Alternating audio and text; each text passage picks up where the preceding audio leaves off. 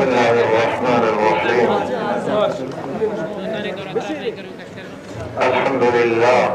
الحمد لله وسلام على عباده الذين اصطفى. أما بعد، إن لله وإنا إليه راجعون. إن لله وإنا إليه راجعون. وما محمد إلا رسول قد خلت من قبله الرسل أفإن مات أو قتل انقلبتم على أعقابكم ومن ينقلب على عقبيه فلن يضر الله شيئا وسيجزي الله الشاكرين. وقال الله سبحانه وتعالى: وما جعلنا لبشر من قبلك الخلد أفإن مت فهم الخالدون. در گذشته عالم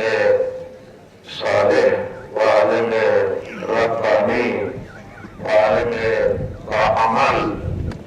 یادگار سلف و استاد العلماء حضرت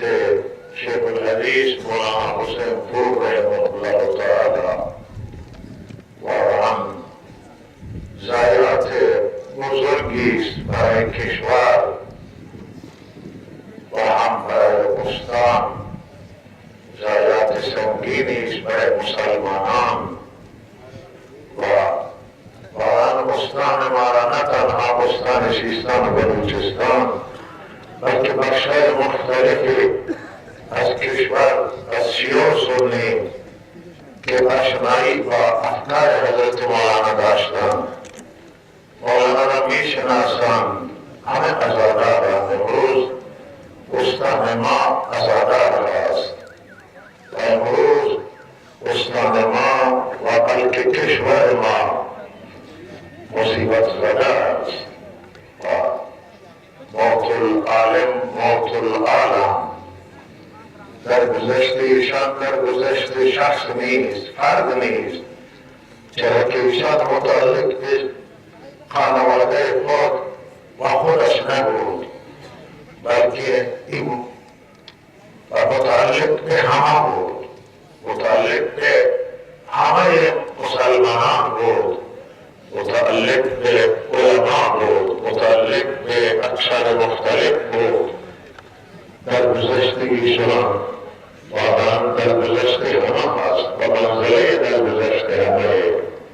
یعنی همه را مصیبت زده کرده است، همه را مبهوت کرده و همه ناراحت کرد. از دیروز که خبر در گذشت ایشان از پریشب انتشار یافته است، مردم از کوه و از بر و بیابان و از جهان مختلف کشور سرازیرند و سرگردانند و پریشانند و نگرانند. این همه جمعیت که اینجا حاضر است و آنهایی که نتوانسته حضور پیدا بکنند همه غمگینند، همه پریشانند، چرا که یک عالم صالح و یک عالم خدمتگزار دلسوز و دوربین و متواضع و با صفاتهای زیبایی را از دست دادند. رفتن حضرت شیخ الحدیث برای ملت و مردم ما بزرگترین ضایعات وجود آورد و همه ما دعا بکنیم که پروردگار عوض ایشان را چندین محمد یوسف دیگر به ما هدایت بکنم و ما را آواز بده و ما اجرنا فی مصیبتنا هذا و اخلفنا خیرا منها. ما را بهترین آواز پروردگار هدایت فرما. در عزیزان، این حضرت مولانا رحمه الله تباهی علمی است واقعا که آنطور که دوستان تذکره کردن 60 سال ایشان به درس و تدریس و تحقیق و تفحص علمی گذراندن، شاگرد تربیت کردن، طالب تربیت کردن و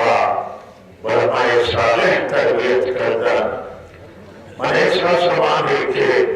در قریه گوشت در جایی که حضرت مولانا بودن در حوزه عین العلوم گوشت و در این سرزمین بوی اخلاص موجود است. بوی اخلاص و تقوایی که حضرت مولانا عبدالواحد گوشتی رحمه الله اینجا گذاشتن و بعد خلق ایشان حضرت مولانا حسین پور اینجا گذاشتن.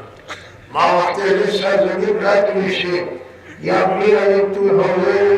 گوشت واقعا من بو استشمام میشه، بو للهیات، بو اخلاص، بو تقوا و بو پرهیزگاری این سرزمین هست. عزیزان من جایی که با اخلاص الله ذکر میشه و جایی که با اخلاص بندگانش سجده میکنن، جایی که با اخلاص بندگانش قدم میگذارن، اون سرزمین معلومه که سبز شاداب و آباد از لحاظ معنوی بوی معنویت و سکون و آرامش آنجا موجوده. و حضرت مولانا رحمه الله تعالی واقعا ایک نمونه بودن، واقعا ایک انسان الگو بودن و چنان زندگی کردن که برای همه ارادتمندان، برای علما، برای رهبران راه خدا واقعا امام بودن، الگو بودن و نمونه بودن. ربنا هب لنا من ازواجنا و ذریاتنا قرة اعین واجعلنا للمتقین اماما. واقعا همین هست که برای متقین الگو باشه آدم، همین نمونهش حضرت مولانا حسین پور بوده. نتیجه اخلاص عمل به شریعت، عمل به سنت ایشان و میبینید که چقدر حساس بود به شریعت و چقدر برخلاف مسائل شرعی میدانست، سقوط نمیکرد و بیان میداشت، مقرر میکرد و نراحت و نگران میشد و لحاظ ایشون ناصر شریعت بودن در زندگی ایشون، مبلغ شریعت بودن، معلم شریعت بودن و برای شریعت خدمت کردن، برای دین خدمت کردن. و امروز که همه این ملت اینجا آمده، همه مسئولین علما، اندیشمندان و استادهای مختلف کشور ما اینجا حضور پیدا کردن، نشان از این شناختی که در مردم ما هست و در علما هست و در مسئولین نسبت به ایشان هم میشناسند و میدانند که چه جایگاهی داشت. من شما سروران گرامی باید آرامشمون حفظ بکنیم و بدونیم که این بزرگان معمولیت داشتن، یکی برای خدمت شریعت هست، یکی برای خدمت دین اسلام الله میپرسته و یکی برای خدمت جامعه الله تعالی اعزام میکنه و احسان میکنه. و انسان ها معمولیت های مختلف دارن و معمولیتشون وقتی به پای تکمیل و تمام برسه الله آنها را منتظر میده به دار آخرت و راحت میکنه. رحمت للعالمین صلی الله علیه و سلم را پس از بعثت 23 سال بعد از نبوت و دوران نبوت و تا 63 سالگی الله تعالی در بیان برد و به ملاقات خود برد و به ملای اعلی حضرت شتاب. صحابه انتظار نداشته که حضرت بگی زودی میاد و آمادگی نداشتن، اما الله آن حضرت صلی الله علیه و سلم را از این زحمت و رنج‌های را که تحمل کرد و جماعت را ساخت و گذاشت پشت سر خودش که کار انجام بده، شما استراحت داد و به جوار رحمتهای خود ایشون را منتقل کرد. مولانا حسین پور رحمه الله تعالی شاگرد ساخته و همکار ساخته. روز مدرسه گوشت الحمدلله مجموعه از مدرسان مخلص و کارمندان مخلص صالح که الحمدلله در انحار کنند و لهذا مولانا مثل بقیه بزرگان مثل حضرت مولانا علامه بنوری رحمه الله و ایشون شاگرد خاص مولانا بنوری علامه بنوری که یکی مرد استگان شبه قرده رجال علم و حدیث بود و ایشون از شاگردان ارشد علامه انور شاه کشمیری رحمه الله حضرت مولانا به واسطه علامه بن نوری شاگرد حضرت علامه انور شاه رحمه الله تعالی بودند که نابغه زمان بود و در اصل خود ایشان کمتر کسانی مثل ایشان بودند و لہذا این سلسله مبارکه حدیث و علم و دانش و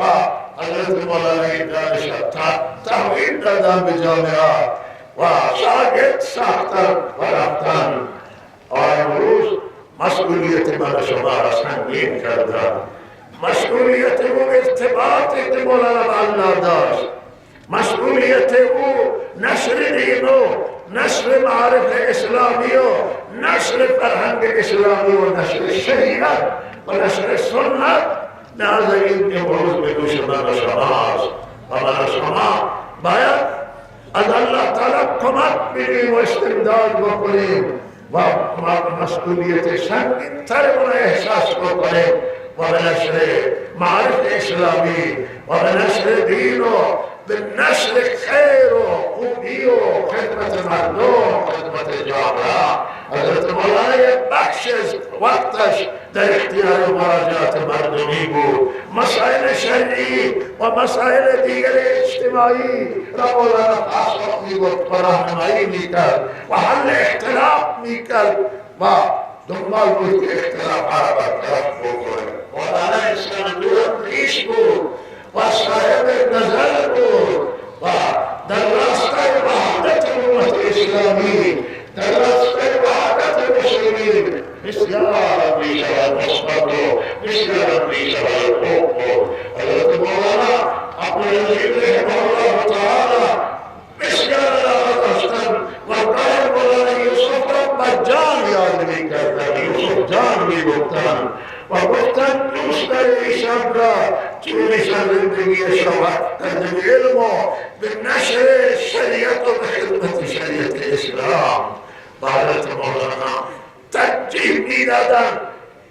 اون کسی که شریعت را نشر بکنه از اون انسانی که درویش و عابد و زاهد که تنها بشینه و عبادت بکنه، نشر شریعت و نشر دین و نشر معارف اسلامی را حضرت مولانا در اندیشه های خود مقدم می‌دانستند و ایشان را جز ناشران می‌دانستند و ایشان را به عنوان یوسف جان یاد می‌کردند. واقعا ایشان جان بودند و در دلهای همه ایشان جان داشتند و الله بهترین رحمتها را بر ایشان نازل بفرماید. به همه علمای ما که بقیت السلفن ایشان رفتن و بقیت السلف بقیه علما را که یادگار بزرگان ما هم و معمران اللہ تعالی اینا را حفظ کنه و سلامتی عنایت کند و مخصوصا مولانا چابهاری حفظه الله که با این علالت جسمی و با این مشکلات که داره به اینجا تشریف آوردن و به این جنازه شرکت کردن و استاندار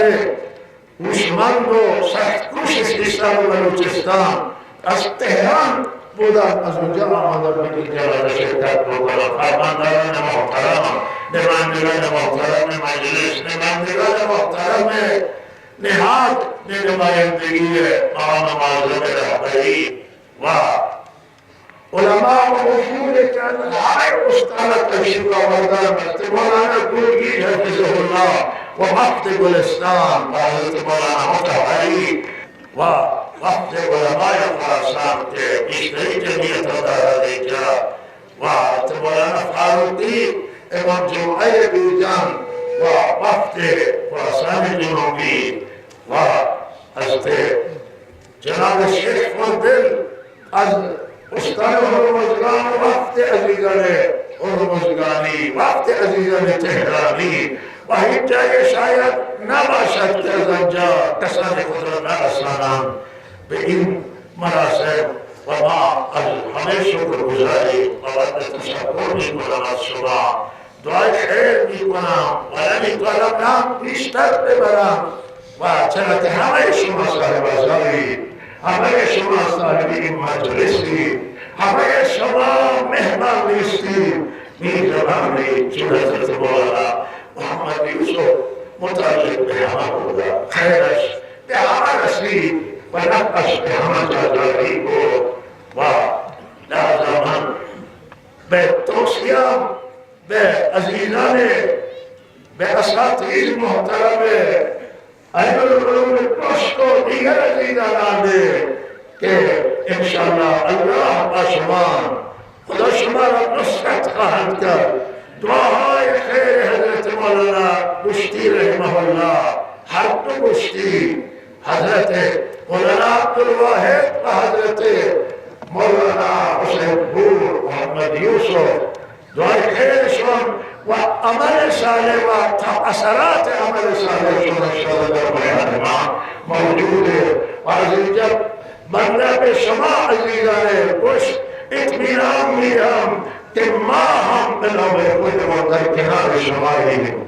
و شما را حمایت میکنیم. همه این مردم عزیز و این علما، این مسئولین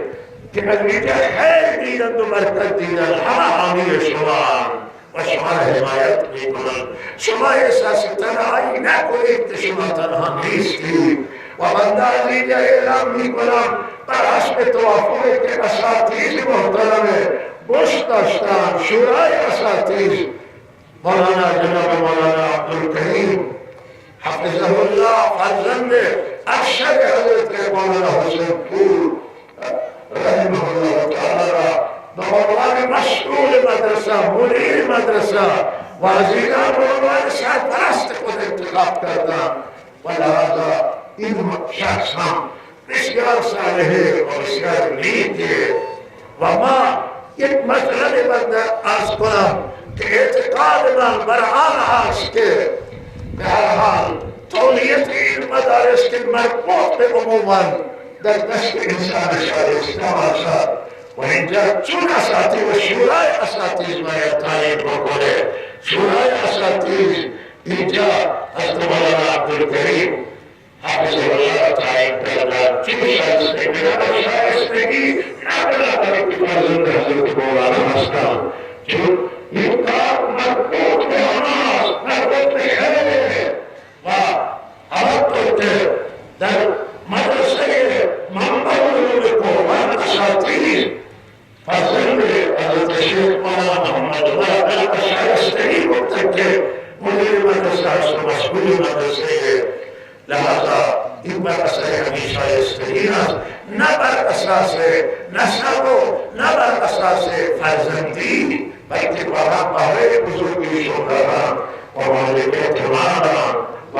جوان و صالحان جوان نیستن، میان سالان و دعا کنید که اللہ تعالی شما باید بداره و ایشون موفق بکنه و انشاءالله بتوانه بهترین خدمتا با کمک همین اساتید انجام بده برای جامعه و درودی بکنید. اللهم صل علی سیدنا بله و من بنده از اینجا تسلیت عامم را به همه دوستان، به همه سروران و عزیزان و عرض می کنم به علمای عزیز مخصوصا که واقعا حضرت مولانا حل کننده مسائل شرعی و مشکلات علما بودند و علما پایه علمی از دست دادند و تسلیت بزرگتر به علمای و بعد به همه شما هست و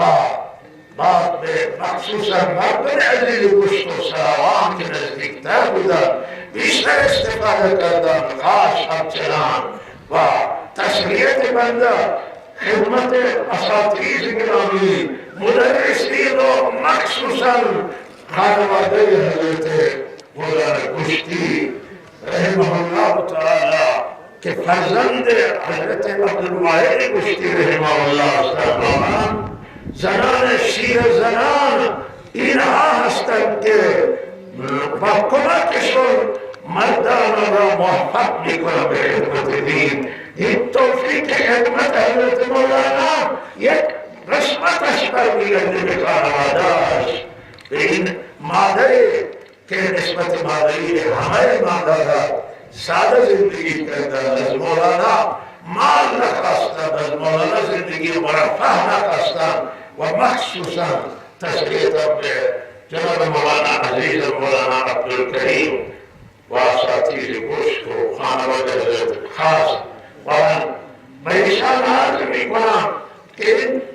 सुन्नत इलाही है इस सिलसिले जरिए अल्लाह ने वाहिद के सिर खुदा आखिर नहीं गुजारा वलिहाजा बा हिम्मत व बा जिद्दियत करे दसगाह हज़रत मौलाना मोहम्मद हज़रत मौलाना का इदारा में दे व बेहतहाल निशस्ता हो तस्वीर तो इन मसाइल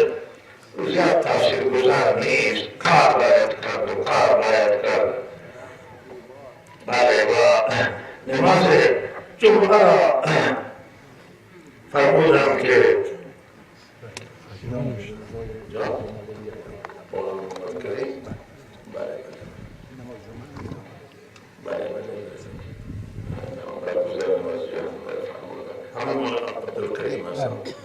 नमाज़े जुम्मा हम फरमूदान के निहात हम नामे दादम दुई अजीज़ान नामे सुन हस्तमत व फौकार के मौलाना अब्दुल करीम इदामा में दे वा वक्त बहरहाल नमाज रसीदा अस्तो ये शुरू में खुदा रे वा